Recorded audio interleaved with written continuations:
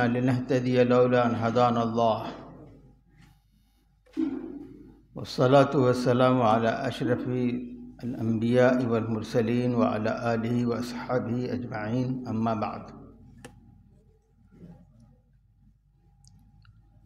أعوذ بالله من الشيطان الرجيم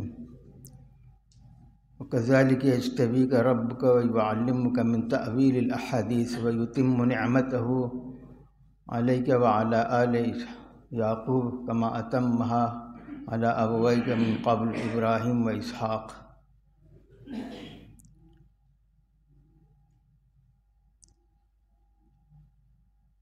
يا أحبائي وأعزائي من الطلبة،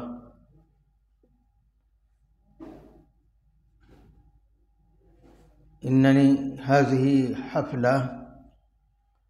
حفلة تكريمية من قبل النادي العربي، تكريمية للمتفوقين. أنتم ما شاء الله كلكم من المتفوقين، والمتفوقون دائما يستأهلون ويستحقون بأن يكرموا ويكرموا. هذا حفل الإكرام والتكريم لجهودكم التي بذلتموها طوال السنة،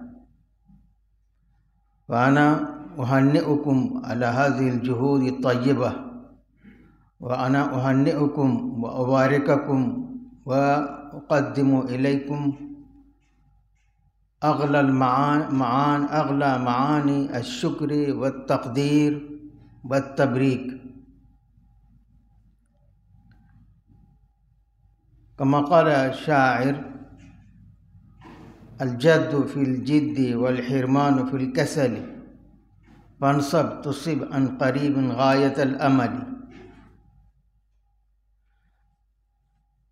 إن المجتمعات الإنسانية البشرية دائما تحتاج إلى المتفوقين، إلى الممتازين. والآية الكريمة والآيات التي استهل المقري أمامنا بهذه الجلسة، من ضمن هذه الآيات الآية التي قد تلوتها أمامكم: كذلك يجتبيك ربك ويعلمك من تأويل الأحاديث ويتم نعمته. هذه كلها بسبب التفوق. سيدنا يوسف كم عانى من المعاناة والمقاسات ومن البلاءات في الجب الذي ألقاها إخوانه الأشقاء، ثم كم عانى من المصائب في السجن. في النهاية اجتباه الله سبحانه وتعالى وكرمه وبرز تفوقه على سائر الناس. اجتباه لماذا؟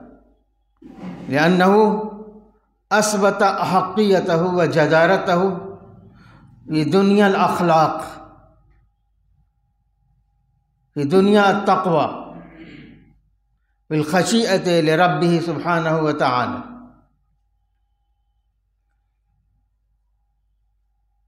كذلك أيها الإخوة، إن المجتمعات كما قلت دائما تعتمد على المتفوقين الممتازين، فأنتم من المتفوقين كما قلت، من المتفوقين، وأرجو أن تكونوا من المتفوقين في معركة الحياة،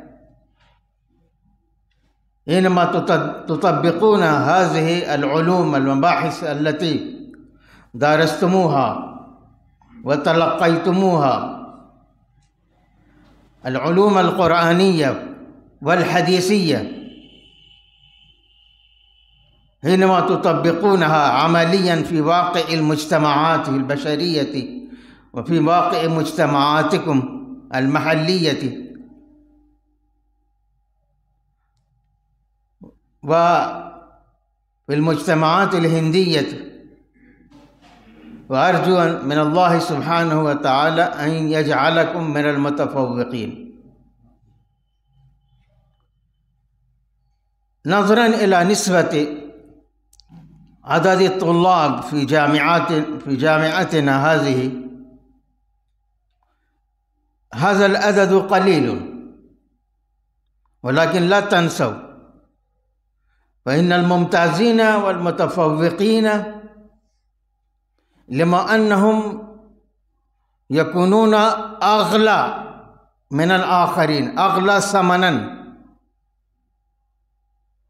وأغلى قدرا وأغلى معنى وعلما وأغلى نفعا، فلما أنهم يكونون دائما في أقلية، في قلة قليلة. والشيء القليل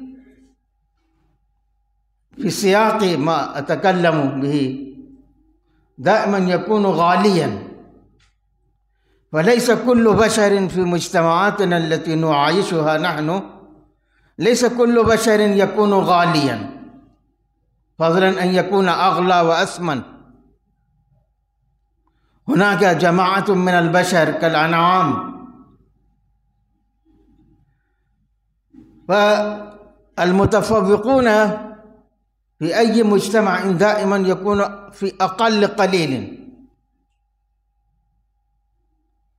العلماء في كل علم،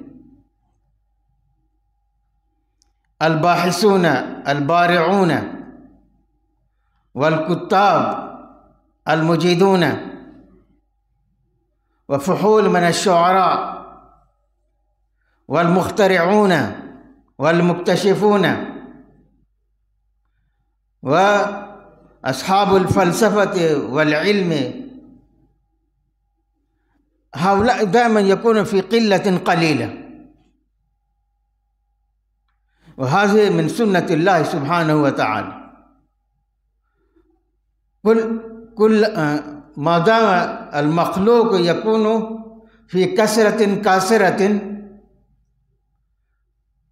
يفقد قيمتها،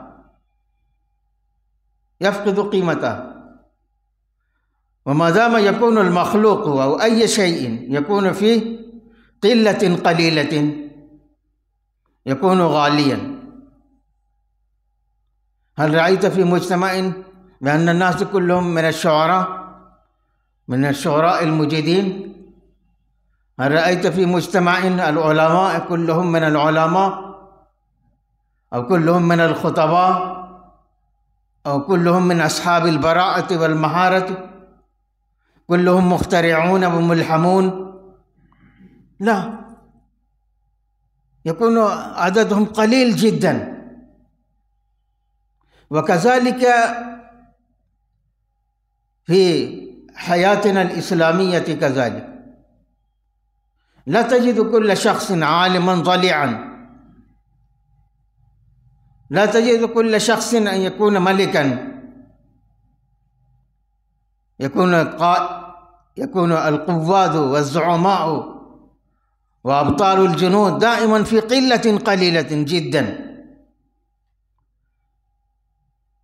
فلما أنكم من المتفوقين اليوم ومن المتفوقين في حياتكم الدراسية في جامعتكم هذه، أرجو أن تكونوا من المتفوقين كذلك في دنيا العمل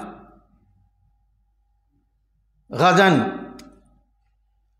ولهذا أنا دائما أقول من نجح في المدرسة نجح في الحياة.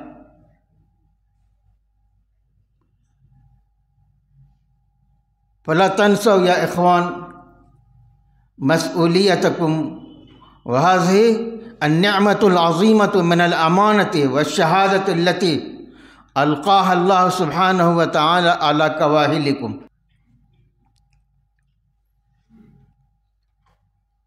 शैउन या इख़वान व कुल्लु मिन्ना यारिफ शैउन ला यनक़तिउ अबदन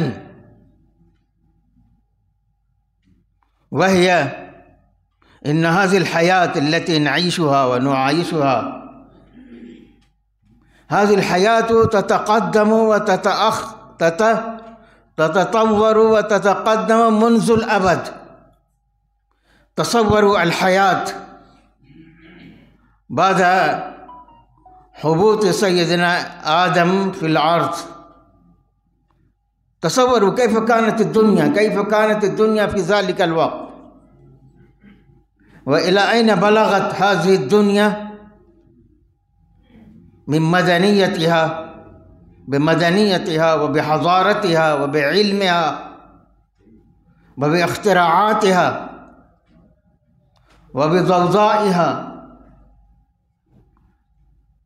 व बिमबानिहा अश-शामिख़ा व फ़ी कुल्लि शै। इला ऐन वसलत हाज़िहिल बशरिय्यतुल यौम।